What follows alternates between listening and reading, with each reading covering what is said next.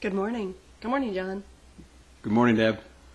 So we've been talking quite a bit lately about how awareness of differences, awareness of diversity, does not truly lead to inclusion. And there's a story from the book, I think, that is a perfect demonstration of the fact that just awareness is not enough. It's a very interesting story. Why don't you talk about that for just a moment? Which story? This is the story of the young lieutenant. Okay. I'm sure pretty much everybody knows that until very recently, women were not permanent crew on a submarine. That's changed over the last few years. But back when I was on active duty, we had a lot of women that worked on the submarines in port, but very rarely were there women at sea. We were doing a particular operation where we just needed a very specific skill set, and the skill set was possessed by a young female lieutenant. And it was quite interesting how this was approached, because she was potentially going to be on board for quite some time. We actually did not know how long.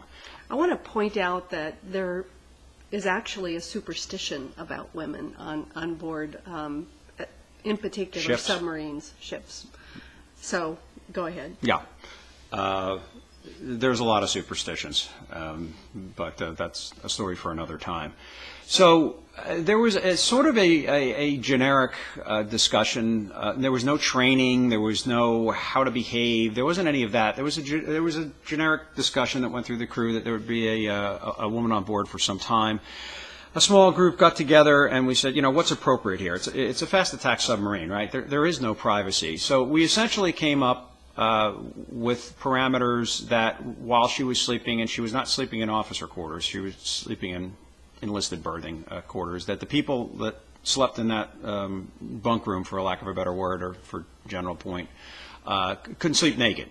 They had to wear boxer shorts. And the only other concession she had is she had a little 3x5 card that when she used the officer's head, she would just put it on the outside, female on deck or something like that. Other than that, there was no special disposition. She slept in enlisted quarters. How did it work out? Well, here's how it worked out. Her debrief, when she left the submarine, of course we had the serious debrief, and then she made a point of saying that of all of her time underway on ships, on submarines, on everything else, this was the most comfortable she was, because she didn't feel like an alien species. Again, it's really the point here, Deb, over and over again, is it's not about the person. It is about the mission, and it's about the collective of people that are necessary. And if you're necessary for the mission, if you're important for the mission, who cares what you look like? And I think the point is the mission can be in your community, the mission can be in a house of worship, the mission can be in your business. There are multiple ways to take and apply this kind of situation, and in multiple settings, leading to inclusion. Always leading to inclusion, as a matter of fact. Thanks so much for joining us. Appreciate you.